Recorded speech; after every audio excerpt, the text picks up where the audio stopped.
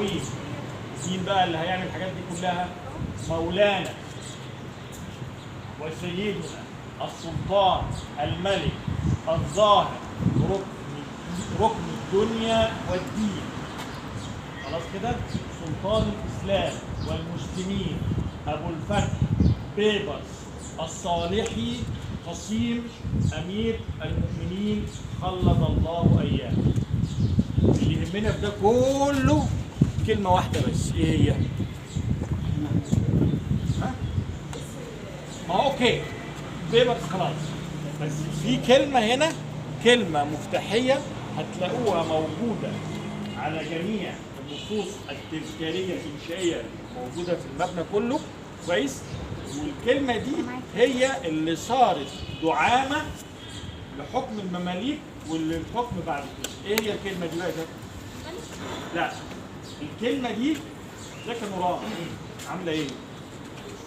صباح الخير يا شباب. هي قسيم أمير المؤمنين، في تحت خالص مكتوب اهو السطر الأخراني اللي هو قبل الكلمة، يعني مكتوب بيبرس الصالحي قسيم، قسيم هنا بالسين، ها؟ قسيم أمير المؤمنين، أي الذي يقتسم السلطة مع أمير المؤمنين. هنعرف جوه لما نقعد إيه السبب وإيه اللي عمله كده. طيب نشوف بقى في ألقابه. ألقابه اللي هو مولانا وسيدنا السلطان الملك الظاهر ركن الدين. هم كانوا دايما يقولوا إيه مثلا؟ الظاهر، الظافر، يديله اسم، ده مش اسم، ده لقب، كويس؟ وبعدين سيف الدين، حسام الدين، ده برضه لقب، يعني كل دي ألقاب. اسمه الحقيقي اللي هو بيبرس.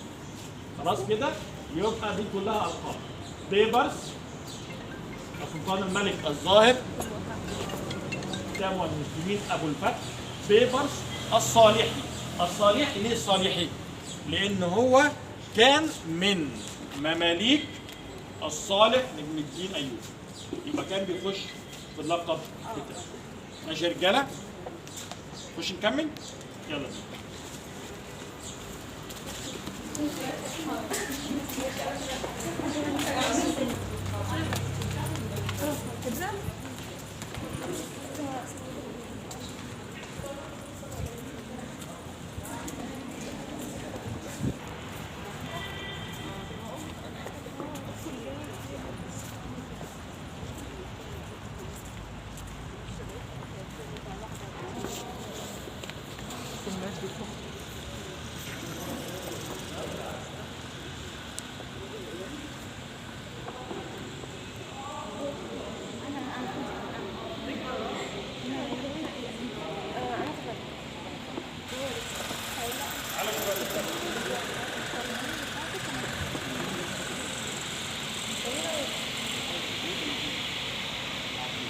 وانا واحد النهارده الجمعه مش هينفع، مش هينفع الجمعه عشان الجمعه.